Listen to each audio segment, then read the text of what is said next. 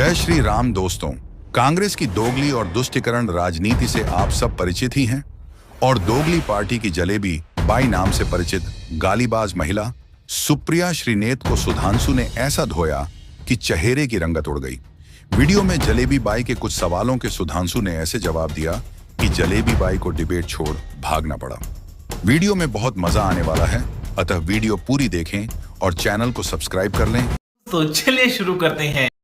जो लाइनें हटाई गई हैं पढ़ के उन्होंने सुनाई, क्या संसदीय है उसमें?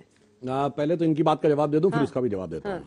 इन्होंने पहले कहा कि तथाकथित काला कानून वापस लेना पड़ा। यानी काला कानून जानते क्या था? एपीएमसी एक्ट होना चाहिए। भारत में एक राज्य है जहां वो तथाकथित काला कानून आज भी लागू है। वापस लिया कि नहीं वो बताइए ना। मैं बता रहा हूं। केरल में जड़मूड़ से नहीं है, मगर उसकी आवाज दिल्ली में सुनाई नहीं पड़ती क्योंकि वहां से राहुल गांधी जी सांसद हैं। भैया ठीक, इन्होंने काले कानून का बड़ा विरोध किया और पंजाब में किस हश्र पे पहुंच गए सारी दुनिया ने देखा। इसलिए और जो लोग एक अपने मैं पूछ रहा, देखिए पंजाब में जो सबसे बड़े किसान नेता थे वो चुनाव लड़े, उनकी जमानत जब्त हो गई। उत्तर प्रदेश में सबसे बड़े किसान नेता थे, उनके अपने गांव में उनसे ज्यादा वोट भाजपा को मिला, ये इंपॉर्टेंट नहीं है। उनकी पंचायत में जितने लोग बैठे रहते थे उतने वोट नहीं मिले उनको अपनी बूथ पे। इसका अर्थ यह होता है कि इकोसिस्टम क्या है और हकीकत क्या है, ये दोनों का अंतर है। अब दूसरा बिंदु इन्होंने कहा था कि मनमोहन सिंह जी को बोलने नहीं दिया। अब मैं मनमोहन सिंह जी का ही एक शेर जो उन्होंने पार्लियामेंट में बोला था, मैं कोट करता हूं, 100 जवाबों से अच्छी है मेरी ये खामोशी, जिसने न जाने कितने सवालों की आबरू रख ली। बोलने तो आपने नहीं दिया था, उनके नाम के आगे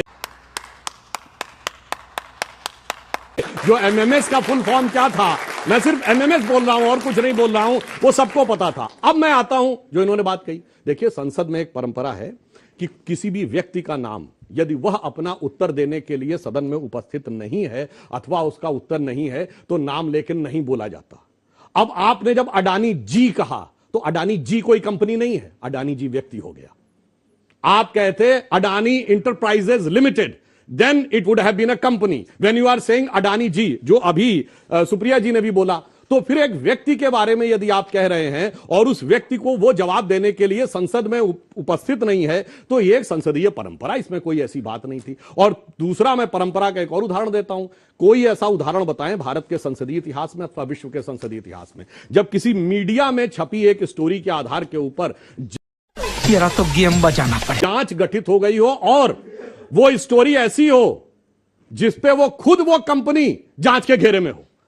यूएस कोर्ट ने उन पर प्रतिबंध लगा दिया है, किसी अमेरिकी कंपनी को के ऊपर वो नहीं लिख सकते, मगर यहां भाई भाई कहते रहेंगे क्योंकि यूएस का प्रतिबंध तो है, मगर यहां वालों के साथ। तभी तो मैंने कहा विदेशी कॉन्स्पिरेसी की बात ऐसे ही नहीं कर रहे हैं, गजब की जुगलबंदी है। यानी वहां पे अगर रोक भी लग जाएगी तो यहां से सुर तो बचता ही रहेगा। विदेशी एजेंसियों से आपकी जुगलबंदी, एलआईसी बोल चुकी है।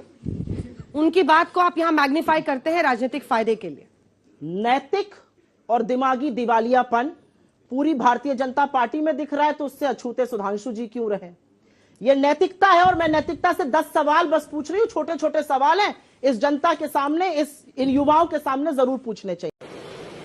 अच्छा, क्या अडानी घोटाले की जांच नहीं होनी चाहिए? यह हमारा पहला सवाल था। होनी चाहिए या नहीं होनी चाहिए?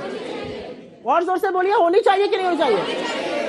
क्या एलआईसी का पैसा जो अडानियों की कंपनी में लगा वो लगातार गिरता रहा, इस पर सवाल पूछना चाहिए कि नहीं पूछना चाहिए? क्या एसबीआई व दूसरे बैंकों ने जो अडानी को 82,000 करोड़ रुपए दिए उस पर सवाल पूछना चाहिए या नहीं पूछना चाहिए? क्या यह नहीं पूछना चाहिए कि शेयरों के 32% से ज्यादा गिर जाने के बावजूद एलआईसी और एसबीआई को नुकसान हुआ अडानी में, उसके बावजूद इन्होंने एफपीओ में 525 करोड़ क्यों लगाए? यह हमारा सवाल था। हमारा सवाल था कि 1 लाख करोड़ नष्ट हो गए एलआईसी और एसबीआई के मिलाकर, इस पर सदन में चर्चा होनी चाहिए कि नहीं होनी चाहिए? कौन है एलआईसी के लोग? 30 करोड़ लोग हिंदुस्तान के जो एलआईसी की पॉलिसी खरीदते हैं। 45 करोड़ जो अकाउंट होल्डर्स है एसबीआई के, वो गवर्नमेंट बैंक है। अगर पार्लियामेंट नहीं सवाल पूछेगा तो कौन पूछेगा? क्या यह पूछा जाना चाहिए कि नहीं चाहिए कि $8 बिलियन से जिस व्यक्ति की आमदनी $140 बिलियन हो गई, उसके बचाव में सारी सरकार उतरी पड़ी है, सांसद उतरे पड़े अरे अपनी सरकार का बचाव करिए, अडानी के बचाव में कहां उतरे पड़े हैं प्रभु? क्या ये नहीं पूछा जाना चाहिए कि टोटल गैस ने अडानी की कंपनी में $50 बिलियन निवेश करना था, उसका डिसीजन परसों आ गया, वो रोक दिया गया? क्या ये नहीं पूछा जाना चाहिए कि डाउ जोन्स और S&P ने अडानी को अपने इंडेक्स से क्यों बाहर कर दिया? क्या ये नहीं पूछा जाना चाहिए कि नॉर्वे सॉवरेन फंड ने $200 मिलियन अडानी के शेयर अपने कल की तारीख में बेच दिए?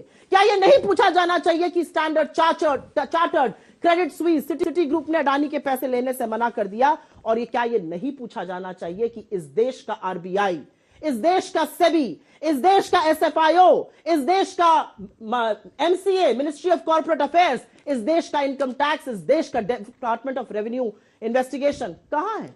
Where is the directorate of revenue intelligence? I want to know. क्या ये बातें नहीं स्पष्ट होनी चाहिए कि अगर 16 लाख करोड़ मार्केट में डूबे, उसमें से 10 लाख करोड़ अडानी के थे, 6 लाख करोड़ तो छोटे निवेशकों के थे जिनका अडानी से कोई लेना देना नहीं?